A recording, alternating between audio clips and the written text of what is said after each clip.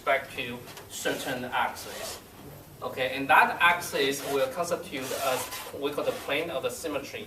Bending applied on that symmetry, on the plane of the symmetry. Otherwise, if the bending is offset from the plane of symmetry, that will induce additional reaction loading, and that will give us a little bit more complicated situations. So here, for this example, for this chapter, we just simply consider the generic, the simple models. Okay, so that is for the case. And again, here we have seen this before. Later I will explain this one. Okay.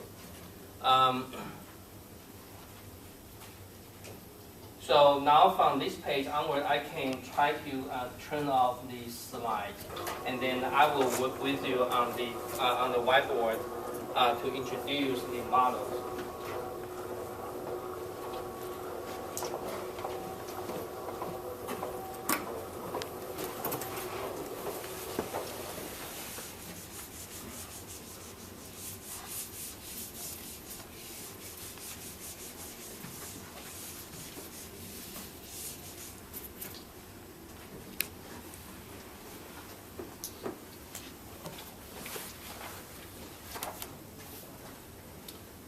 We're going to make a few assumptions, and actually those assumptions will be pretty reasonable.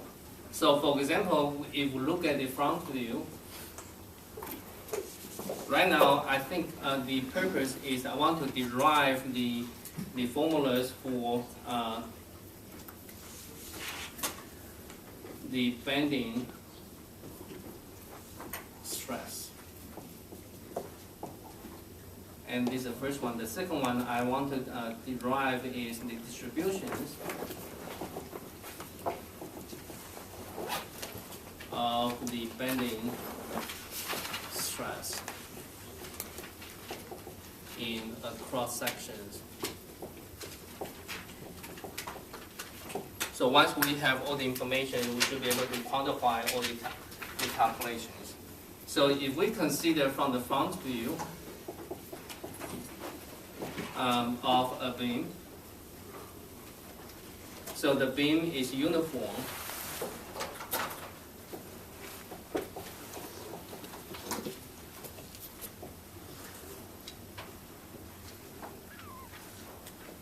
And this is a side view, for example.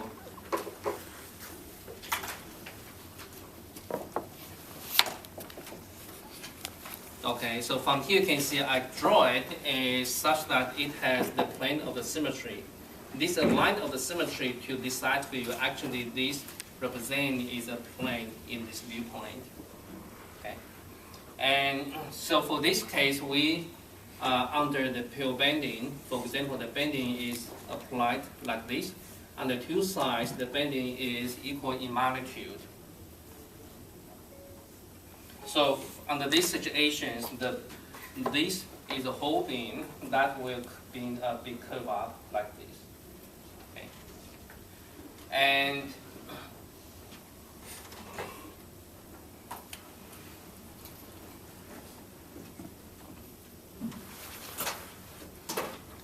for example, if we let me use the marker to make a few marks on the surface of the beam. For example, these all are the vertical line. They parallel to each other, so those are the vertical marks. And I applied on a beam which has not been deformed yet. Okay, so let me take over this one. So this is a beam undeformed. So once we apply the beam to apply the bending to deform the beam will be deformed like this.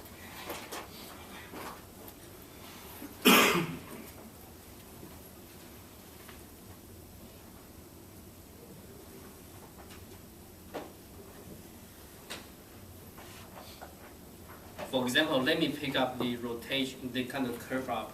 So that means the bending M is like this. And here I exaggerate the deformation. So this is the deformation of the beam. And here I exaggerate, but actually you should know, just like we did before, all the deformations studied in this class is so small. Okay, so small. So keep that in mind. But here I exaggerate. So here I want to make the assumption, not me, the people study, build up the mechanics material in elastic domain is such that here 1, 2, 3, 4, 4 markers, and here is 1, 2, 3, 4. 1, 2, 3, and 4. What is the features or the assumption made for those marked lines? The assumption is this. After deformed, the 4 lines will pointing to the same common of the center. Okay, this is called the center of the curvature. So which means for all markers that will pointing to the common center of the curvature. So that means here is constitute like this.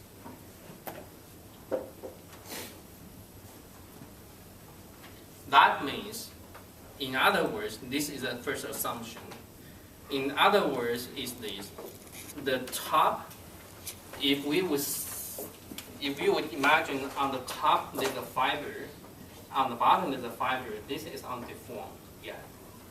And then once we deform it like this, and this fiber on the top will form a curve. Actually, it's a portion of the circular curve. The bottom is also a portion of the circle. And the two portions of the circular curve have this common center here. Okay, so that is another description of this assumption. Or in other words, is this: locally, before the deform, the line is normal to the fibers, and after deformed locally, those will be again normal to the fibers. Okay, so which means if you could imagine the line represented is a cross section, we're going to pick it up. Okay, so here I'm showing is 4 cross sections. The cross sections after deformed will pointing to the same kind of curvature, or you can say the cross section will remain remain 90 degrees to these original the fibers, the horizontal fibers. Okay, so before that is 90 degrees, after that still 90 degrees. What did this say this here? Because what this assumption actually is more quantitative is this. I just want to remind you, if this is our, for example here, if let me pick up a small element here. Okay, that element is showing here. After bending, we apply. The element locally still remain as the square. So let me pick up using the color. Okay, so the red one representing is the element after the bending applied. It's like this. So look at these elements before and after its shape keep the same. What does this imply? This implies is the shear, strain equal to 0.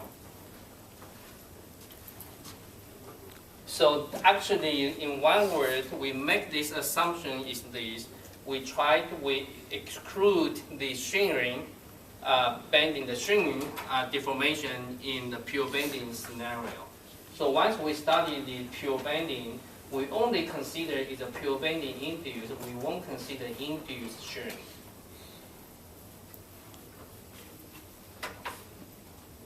So that will try to simplify. And you may ask me, are we able to, if the shearing appeared, are we able to calculate those kind of corresponding deformation? The answer is yes. And to consider shearing, actually we have another set of the theoretical formulations. And those ones are beyond to this class, but that will belong to the ME 631 Advanced Mechanical Materials. And actually, for this kind of the topics, including shearing deformations, in my undergrad, I think it's in my last year, I picked this as an undergrad project. and basically derive the equation. So basically this is doable. Okay, that is many, many years ago. So anyhow, for this case, because we remain the 90 degrees here, actually in our follow-up consideration, we won't consider any shearing. Okay, that is the assumption for this. And now with those things ready, we can begin to do a little bit more quantitative description. So now with these figures, and let me draw this again. So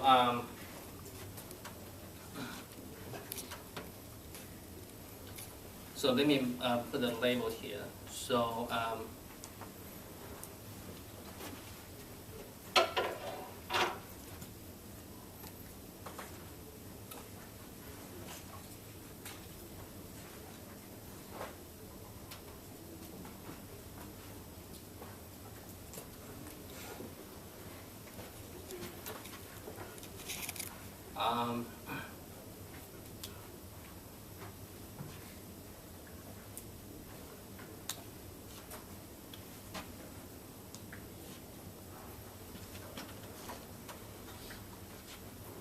okay, just let me use this one.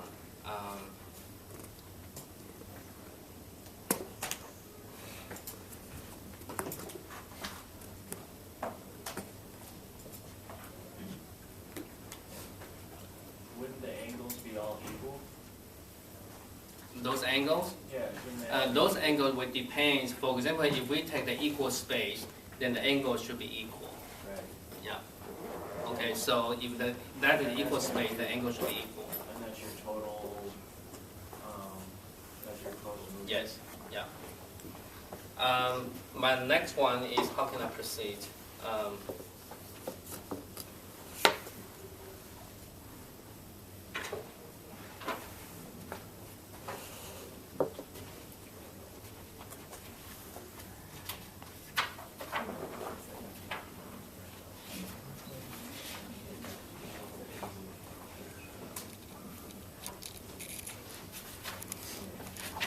Okay, let me try this. How about let me directly work on this here.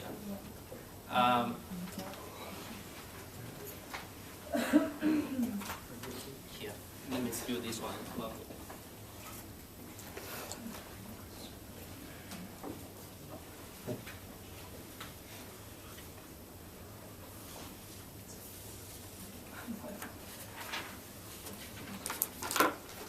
For example, here I give the dimensions. For example, this is a uniform beam, has the length L. And after deformed,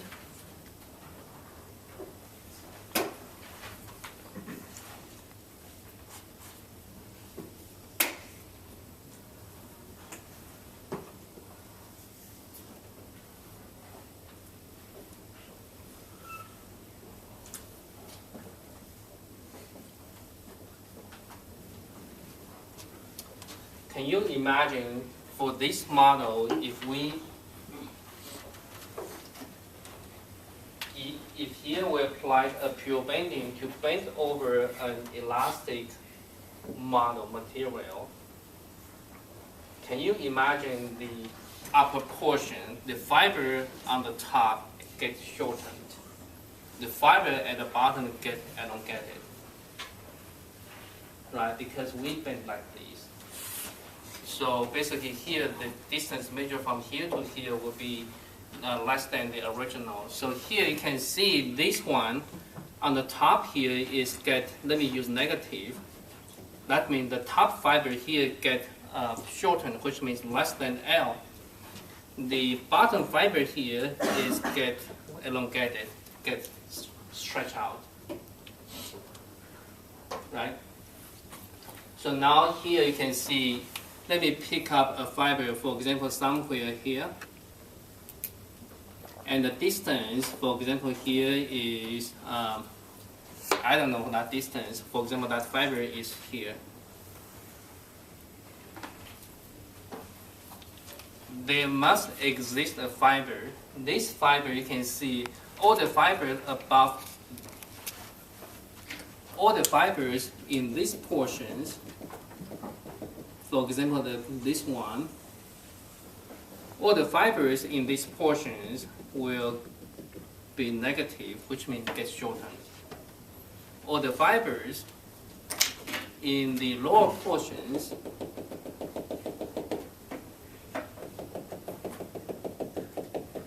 is get positive. That means all the fibers, for example, here, like this one, actually it is stretched. The fibers on the top portion here, for example here, this becomes shortened. Are we good? So that you can see after in this deformed model, the change in the length of the fiber is from top is most negative, gets shortened most, to the bottom that is stretched most. So from negative transition down to the positive, it must pass a zero value. The zero value indicates if the fiber which the length is unchanged.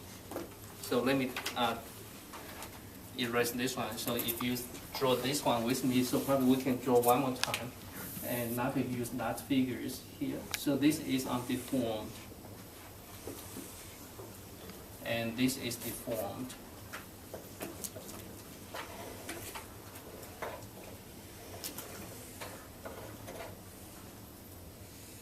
And there exists a specific fiber, and let me draw it here.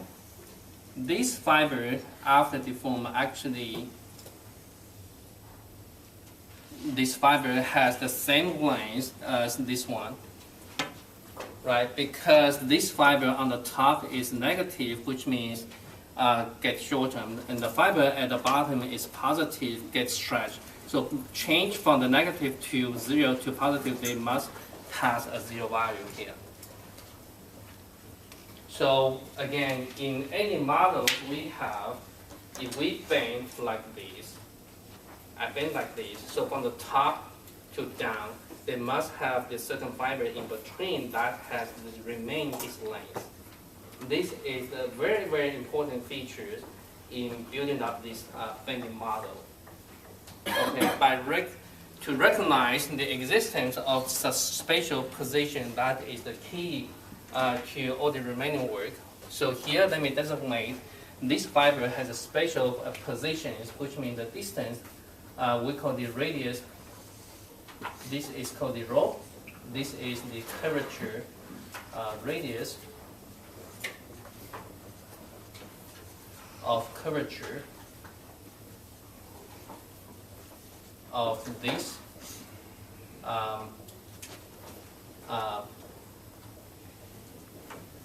fiber, whose length remain the same, remain unchanged.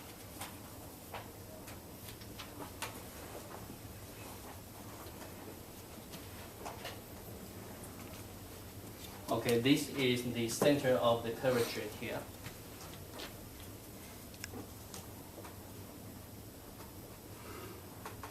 So from here, for example, here, let me designate the dimension. Here is the L.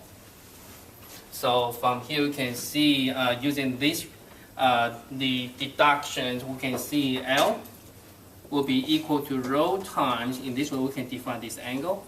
For example, let me call this theta. So L equal to rho theta for this specific fiber. Are we okay?